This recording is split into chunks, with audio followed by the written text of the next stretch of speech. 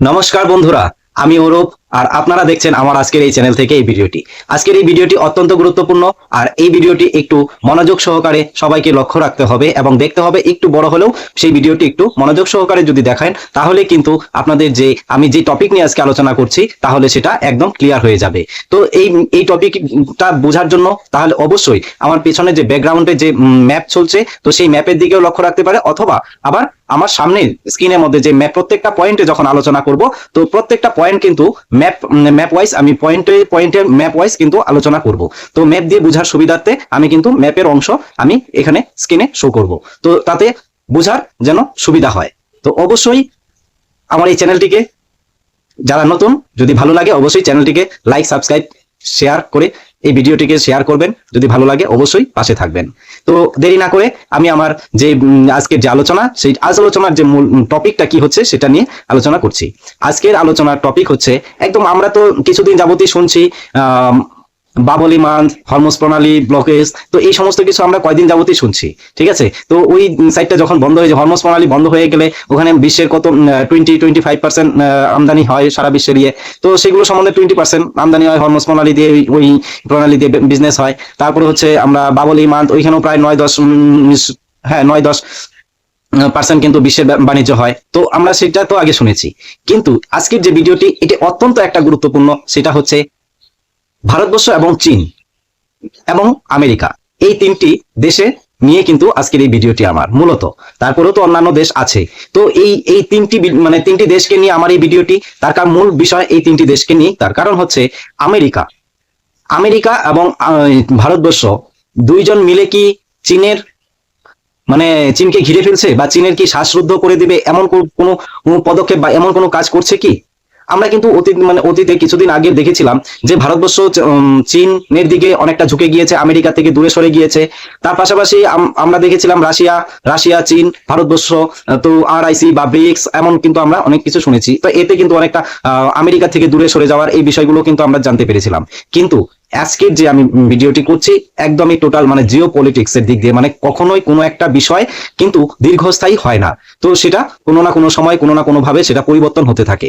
তো আজকের যে পয়েন্টটা এটা হচ্ছে চীনকে নিয়ে। চীনের কি শ্বাসরুদ্ধ করে দেওয়ার মতন একটি পরিস্থিতি করতে চলেছে ভারতবর্ষ আর আমেরিকা মিলে? এমন কি প্ল্যান সাজাচ্ছে? তো সম্পূর্ণ প্ল্যান মাফিক আমার এই ভিডিওটি।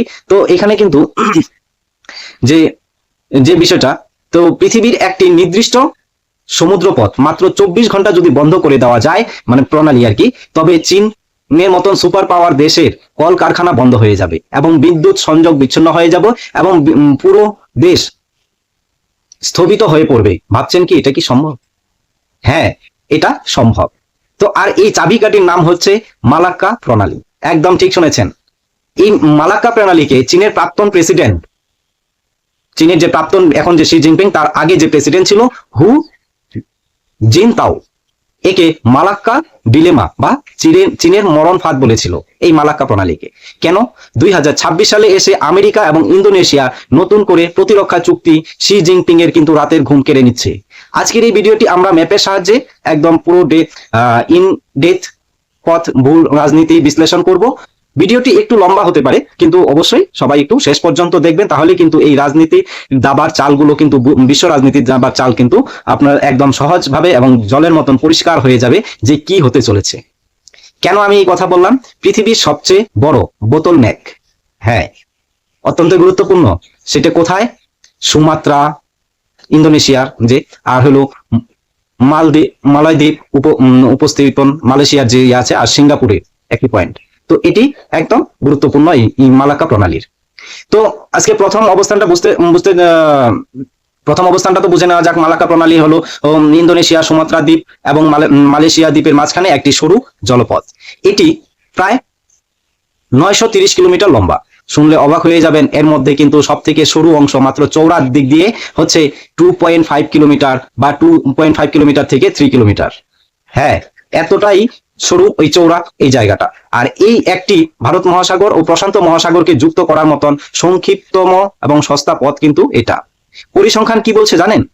এই সরু পথ দিয়ে প্রতি বছর প্রায় 90,000 জাহাজ এখনো চলাচল করে।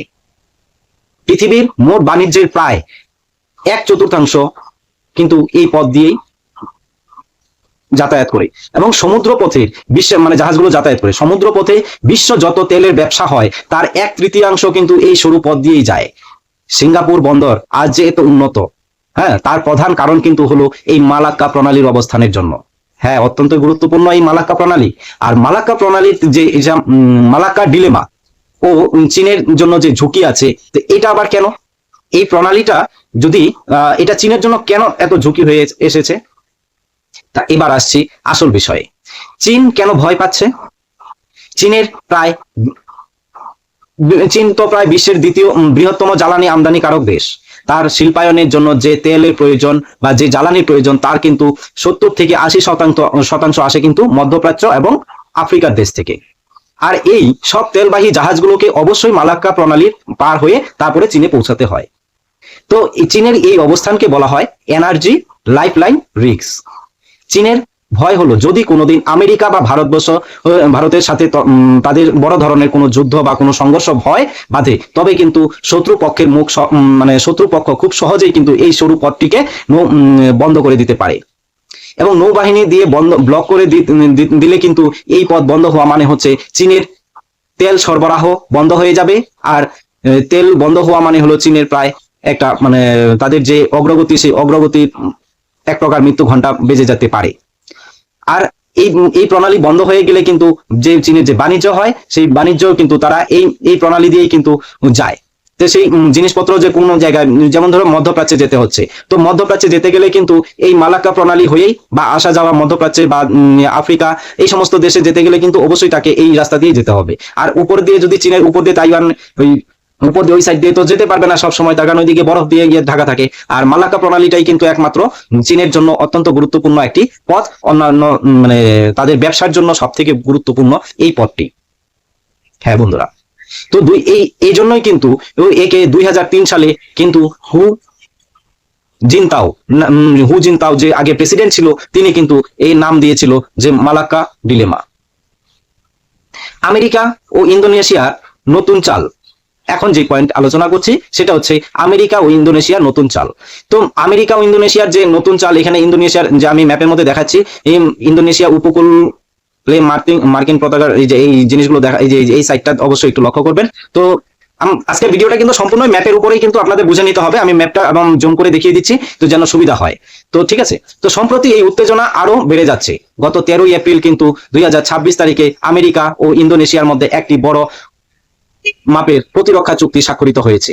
এই চুক্তির ফলে কিন্তু আমেরিকা এখন আর ইন্দোনেশিয়ার সামরিক আধুনিকীকরণে সরাসরি বিনিয়োগ করবে এবং ইন্দোনেশিয়ার সুমাত্রা দ্বীপটি মালাক্কা প্রণালীর দক্ষিণে উপকূলে অবস্থিত। আমেরিকা যদি ইন্দোনেশিয়াকে পাশে পায়, তবে যুদ্ধের সময় মালাক্কা প্রণালীর প্রবেশ পথ নিয়ন্ত্রণ করার ক্ষেত্রে কিন্তু আমেরিকা একদম সহজ হয়ে যাবে। এটি চীনের জন্য কিন্তু একটি বিশাল ভূ রাজনৈতিক ঝটকা। কেন? আর আমরা কিছুদিন আগেও কিন্তু আমরা শুনেছিলাম যে বাংলাদেশের যে সেন্ট মার্টিন দ্বীপ, তো সেন্ট মার্টিন দ্বীপটাও কিন্তু আমেরিকার জন্য অত্যন্ত গুরুত্বপূর্ণ। তার জন্য কিন্তু যে সরকার, শেখ হাসিনা সরকার তখন না করেছিল, শেখ হাসিনা না করাতে সেই বাংলাদেশের যে তখন তৎকালীন যে প্রধানমন্ত্রী ছিল শেখ হাসিনাকে কিন্তু এই কারণেই কিন্তু গদিচ্যুত হতে হয়েছে। মূলত এই কারণটাই ছিল। ঠিক আছে, তো সেটা তো আলাদা প্রসঙ্গ। তো সেই যাই হোক, এই মানে এতটাই গুরুত্বপূর্ণ, মানে এই ইন্দোনেশিয়ার সাথে যে চুক্তিটা হয়েছে তা অত্যন্ত গুরুত্বপূর্ণ একটি চীনের জন্য, আর খুবই রিস্কের। আর এই জায়গায় আরেকটা কথা বলছি, ভারত কি চীনের গলা টিপে ধরতে পারবে? আরেকটা পয়েন্ট, যেটা আমার 5 নম্বর পয়েন্ট, সেটা ভারত কি পারবে এই জায়গাটায়? ভারতের কাছেও কিন্তু একটা অস্ত্র আছে চীনকে চাপে রাখার মতন। হ্যাঁ, ভারতের আন্দামান নিকোবর দ্বীপপুঞ্জ কিন্তু অবস্থান এবং সেখান থেকে মালাক্কা প্রণালীর দূরত্ব কিন্তু দেখুন এই জায়গায় কিন্তু অত্যন্ত খুবই কম। তো ভারত এখন একটি বড় শক্তি, আর এখন বর্তমানে কিন্তু বড় শক্তি বিশ্বের চতুর্থ ইসের দিক দিয়ে, সামরিক দিক দিয়ে মানে আছে আর কি। অর্থনৈতিক দিক দিয়েও যেমন আছে, তার পাশাপাশি কিন্তু সামরিক দিক দিয়েও কিন্তু চতুর্থ স্থানে আছে। আমাদের যে আন্দামান নিকোবর দ্বীপপুঞ্জ মালাক্কা প্রণালীর প্রবেশ পথে একদম ঠিক মুখের মধ্যেই অবস্থিত কিন্তু। হ্যাঁ, একে বলা হয় ভারতের আনস্নিকেবল এয়ারক্রাফট ক্যারিয়ার। যদি ভারত চায় তবে মালয়েশিয়া বা ইন্দোনেশিয়ার সহযোগিতায় কিন্তু মালাক্কা প্রণালী মুখ যে কোনো সময় বন্ধ করে দিতে পারে। এই কারণে চীন ও ভারত মহাসাগরের উপস্থিতি, নিজেদের উপস্থিতি বাড়ানোর জন্য কিন্তু এত মারিয়া চেষ্টা করছে। আমরা কিন্তু কিছুদিন আগে আমরা দেখেছিলাম যে আমাদের ভারতবর্ষের প্রধানমন্ত্রী সেই গিয়েছিল মালয়েশিয়াতে। তো মালয়েশিয়াতে গিয়ে সেখানে কিন্তু অনেক ধরনের অনেক কিছু কিন্তু চুক্তি করে এসেছে এবং অনেক ডিল হয়েছে, সেটা তো আমি আগেও একটি ভিডিওতে আমি বিস্তারিত আলোচনা করেছিলাম। তো সেখানে কিন্তু অনেক কিছু মানে বিষয় নিয়ে কিন্তু অনেক কিছুর উপর কিন্তু হয়েছে। তাহলে কি চীন মানে ভারতে আন্দামান নিকোবর দ্বীপপুঞ্জ আর হচ্ছে যদি মালয়েশিয়া, এই দুটো মানে এই দুজন একসাথে মিলে যদি চায় তাহলে কিন্তু এই রুটটা বন্ধ করে দিতে পারে। ঠিক আছে, এর জন্যই কিন্তু মালয়েশিয়ার সাথে একটি ভালো একটি সম্পর্ক কিন্তু ইদানিং কিন্তু ভারতবর্ষ করছে। তো এই বিষয়টা তো অবশ্যই আছে। আর ইন্দোনেশিয়ার সাথেও ভারতবর্ষের মোটামুটি একটা ভালো সম্পর্ক আছে, সেটা তো আমরা জানি। তারপর এখন চীন যে এই পরিস্থিতি, মানে যদি যদি যেমন হরমুজ প্রণালী যেমন বন্ধ হয়েছিল বা বাবল ইমান বন্ধ হয়ে যাচ্ছে, তো এমন পরিস্থিতির মধ্যে আমরা তো দেখলাম যে বিশ্ব বাণিজ্য কি এমন একটা পরিস্থিতি, সারা বিশ্বের মধ্যে হাহাকার পড়ে গিয়েছে। তো এই আবার এটা কিন্তু ভারতবর্ষের জন্য কিন্তু চিন্তার বিষয় আছে। তার কারণ এই আমেরিকা যদি কোনো সময় চায় যে তারা এই রোডটা বন্ধ করে দিবে, হ্যাঁ, মালাক্কা প্রণালী, সেটা সেক্ষেত্রে কিন্তু ভারতবর্ষের ক্ষেত্রেও কিন্তু একটা বিপজ্জনক। তার কারণ ভারতবর্ষে কিন্তু রাশিয়া থেকে বা ওই দিক থেকে ওই সমস্ত তাইওয়ান বা জাপান, যে এদের সাথে যে ব্যবসা বাণিজ্য হয়, সেই জলপথে যে ব্যবসাটা হয় সম্পূর্ণই কিন্তু এই রুট দিয়েই কিন্তু আসে। তো এইদিকে যদি আমেরিকাও যদি এই জায়গাটা বন্ধ করে দেয় তাহলে কিন্তু ভারতবর্ষের জন্য অত্যন্ত একটা চিন্তার বিষয় হয়ে দাঁড়াবে। তো এই জায়গায় তো এখন ভারত আর আমেরিকা, আমরা এর মধ্যে শুনেছি যে প্রধানমন্ত্রী মোদীজির সাথে ডোনাল্ড ট্রাম্পের ফোন হয়েছে এই প্রত্যেকটা বিষয়ের, মানে যখন এইদিকে যখন এই আলোচনা হচ্ছে, ডিল সাইন হচ্ছে 13 তারিখে, তারপরে তার সাথে সাথে তখনই কিন্তু আবার ডোনাল্ড ট্রাম্পের সাথে কিন্তু ভারতবর্ষের প্রধানমন্ত্রী এর ফোন আলাপ হয়েছে। সেটা নিয়েও কিন্তু ফেসবুক পোস্টে করেছে প্রধানমন্ত্রী মোদী, তো রিসিভ করেছিল ডোনাল্ড ট্রাম্পের ফোন। তো এই বিষয়টা তো আমরা জানি। তো তাহলে কি এমন কোনো কিছু গেম খেলতে চলছে যা ভারতকে সাথে নিয়ে চীনকে ধরার জন্য? অবশ্যই আমাদের সেদিকে নজর থাকবে। আর এই যে মালাক্কা প্রণালী, এর থেকে কিভাবে চীন বাঁচাবে এবং বাঁচার যে পথ, বিকল্প পথ কি খোলা আছে?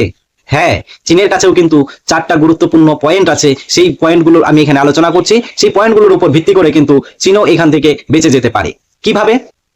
চীনের হাত মানে এই জায়গায় কিন্তু চীন কিন্তু হাত গুটিয়ে বসে নেই। মালাক্কা প্রণালীর উপর নির্ভরতা কমাতে তারা কিন্তু বিলিয়ন বিলিয়ন ডলার খরচ করে যাচ্ছে 4টি প্রকল্পের মাধ্যমে। একদম তাই।